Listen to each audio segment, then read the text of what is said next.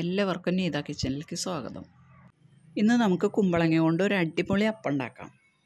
അതിനുവേണ്ടി കുമ്പളങ്ങയുടെ ഒരു കഷ്ണം മുറിച്ചെടുത്ത് തൊലിയെത്തി അരിഞ്ഞെടുക്കാം. ഇതിൻ്റെ ഒരു ചെറിയ കഷ്ണം മതി. തൊലിയെത്തിയിട്ട് ചെറുതാക്കി അരിഞ്ഞെടുക്കാം. കുമ്പളങ്ങ മുറിച്ചെടുത്തിട്ടുണ്ട്. ഇതിൻ്റെ ഉള്ളിലത്തെ ചോറൊക്കെ കളയാം. അതിന് ശേഷം തൊലിയെത്താം.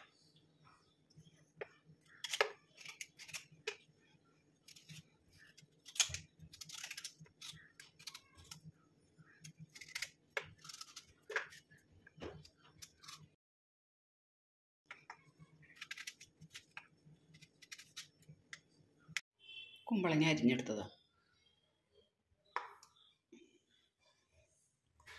ഇനി ഇതൊന്ന് നല്ലപോലെ അരച്ചെടുക്കണം. മിക്സിയുടെ ജാറിലിട്ട് ഇത് അരച്ചെടുക്കാം. വെള്ളം ഒഴിക്കണ്ട.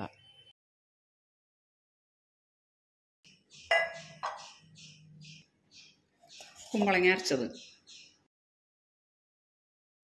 ഇനി ഇതിലേക്ക് ഒരു അരമുറി നാളികേരം ചിരകിയതിടാം. ഇനി ഇതിലേക്ക് കുറച്ച് ചെറുള്ളി വേണം.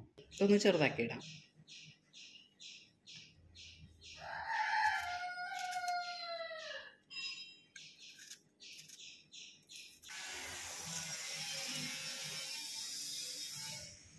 ഒരു കഷ്ണം ഇഞ്ചി, ഇതും ചെറുതാക്കി ഇടാം.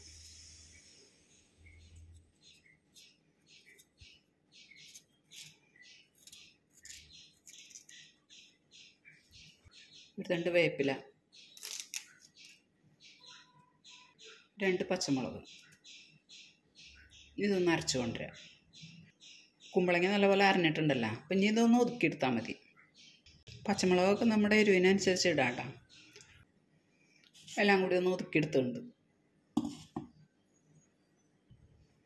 ഇനി ഇതിലേക്ക് ഇതാ 1 ഗ്ലാസ് അരിപ്പൊടി ഇടുന്നുണ്ട്.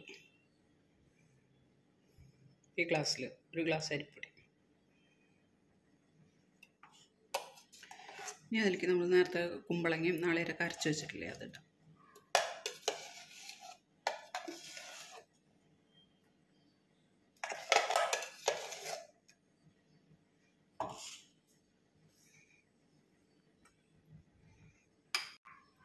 ഇനി ഇതിലേക്ക് പാകത്തിനുള്ള ഉപ്പിടാം. ഇനി ഇതിലേക്ക് ആവശ്യത്തിന് ഉള്ള വെള്ളം കുറേശ്ശെ ഒഴിച്ച് കലക്കിയെടുക്കാം. പിന്നെ വെള്ളം ഒഴിക്കുന്നത് സാധാ വെള്ളമാണ്, ചൂടുവെള്ളമൊന്നും വേണ്ട.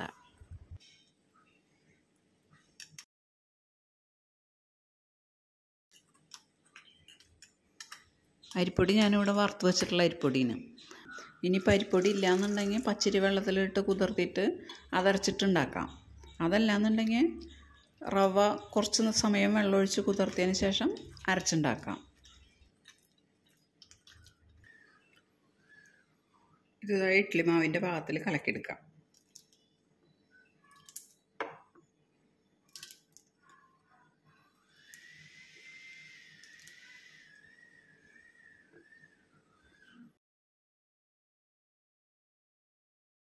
ആ മാവിലേക്ക് ഈ ഉള്ളി അരിഞ്ഞ് മൂപ്പിച്ചൊഴിക്കാം.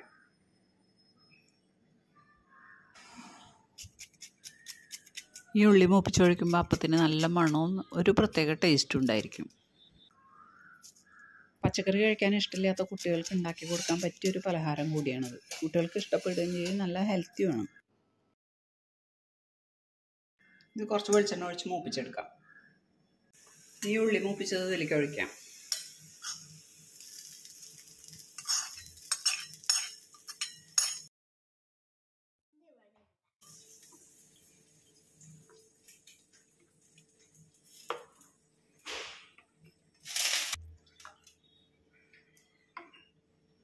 മാവ് ഇരുന്നപ്പോൾ കുറച്ച് കട്ടയായിട്ടുണ്ട്.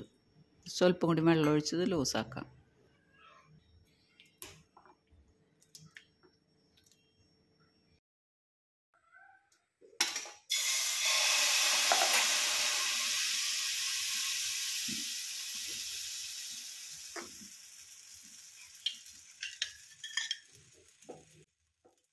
ഇനി ഇതിൻ്റെ മീതിയും ചുറ്റുമായിട്ട് കുറേശ്ശെ വെളിച്ചെണ്ണ ഒഴിച്ചു കൊടുക്കാം. എന്നിട്ടിത് ചെറിയ തീയിലിട്ട് മൂടി വെച്ച് വേവിച്ചെടുക്കാം.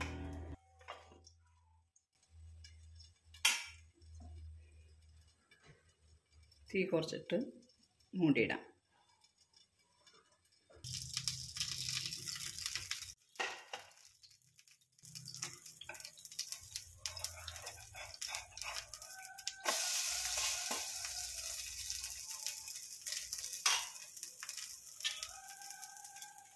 തിരിച്ചിട്ടതിന് ശേഷം ഇതിൻ്റെ മീതെ കുറച്ച് വെളിച്ചെണ്ണ ഒഴിച്ച് കൊടുക്കാം. പിന്നെ ഇത് ദോശ ഉണ്ടാക്കണ പോലെ പെട്ടെന്നാവില്ല കേട്ടോ, ഇത് കട്ടി കൂടുതലല്ലേ, അപ്പോൾ കുറച്ച് സമയം എടുക്കും വേവാനായിട്ട്.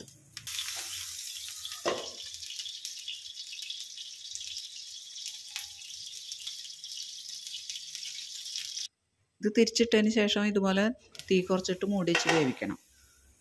ഇതിൻ്റെ 2 ഭാഗവും ഒരുപോലെ മൊരിയണം, എന്നാലേ ഇത് ടേസ്റ്റ് ഉണ്ടാവുള്ളൂ.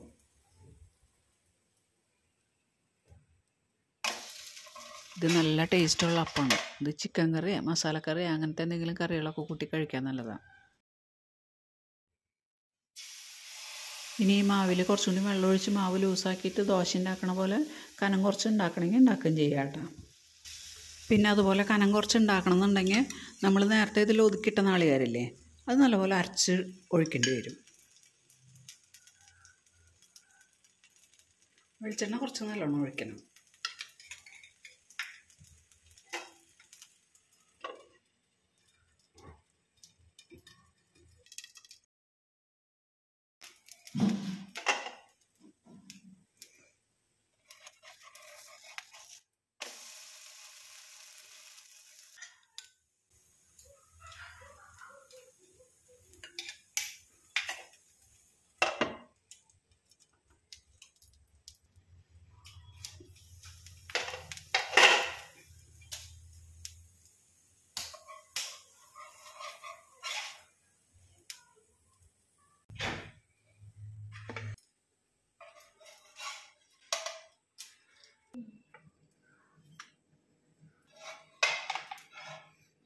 കുമ്പളങ്ങ കൊണ്ടുള്ള അപ്പം എന്താ റെഡി. എല്ലാവരും ഒന്ന് ഉണ്ടാക്കി നോക്കണം കേട്ടോ, സൂപ്പർ സാധനമാണ്.